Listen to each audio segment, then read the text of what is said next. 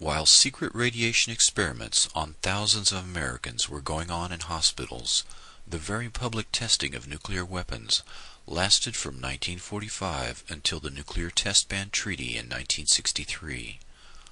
Approximately 253 above-ground tests were conducted in the Pacific and continental United States, in which 200,000 military personnel took part.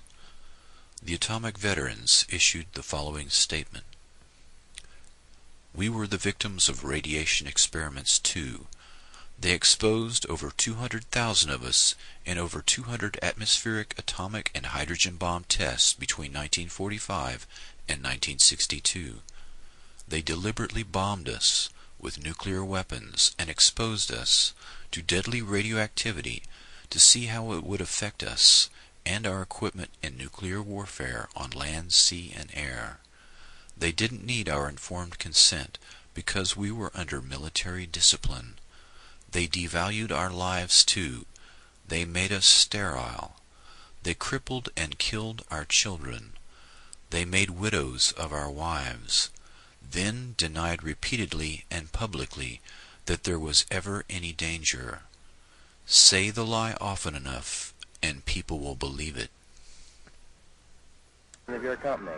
Yes, sir, that's right. How many of your men do you think would volunteer to go up and be in one of those foxholes when the bomb went off? Oh, I'd volunteer, I guess, for about a half a dozen. At least half a dozen? Yes, sir. You know, that's quite a loud noise that bomb makes when it goes off. Do you think it would do you any harm? No, I don't think the noise would, sir, no. How about radiation? Do you think there's much danger from radiation? Well, radiation is the least of the worries that the men are thinking about. I think most people thought that radiation was the greatest danger, didn't they? What did they learn different? We were, prior to our instructions here, we received a very thorough briefing before we even came into close to contact with it. A third group of experimental human subjects, besides the radiation experiment victims and the atomic veterans, are the downwinders. This term refers to all the people exposed to radiation as a result of atmospheric testing.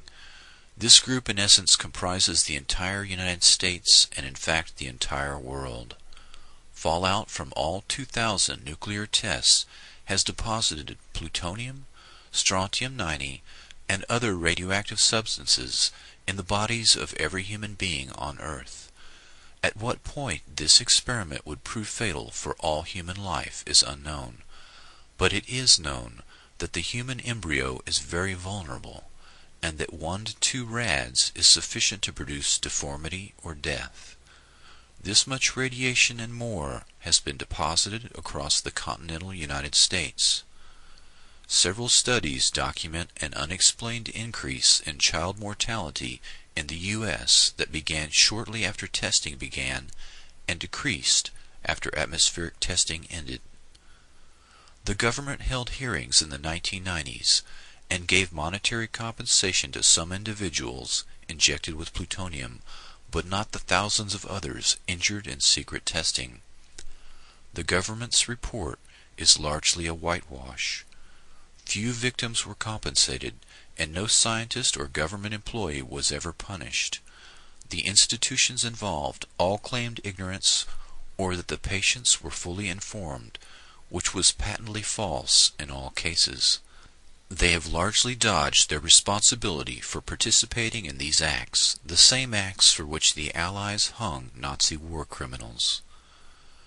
After the 1995 Presidential Advisory Committee on Human Radiation Experiments submitted its final report, the children of the deceased plutonium victims had the following statements. Quote, I guess the government really won.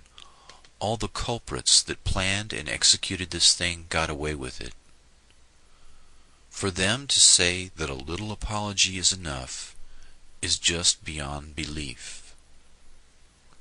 I do feel betrayed, and I feel abused by this committee's report. Nuclear explosions produce plutonium oxide, which is deposited in the lungs and lymph nodes and cannot be detected in the urine. The human experimental subjects were injected with a different form, plutonium citrate or plutonium nitrate, which does not show up in the urine. 30 years of testing urine from those exposed in above-ground nuclear tests has led to thousands of tests that show a false negative, meaning that the tests were scientifically useless. It had all been for nothing.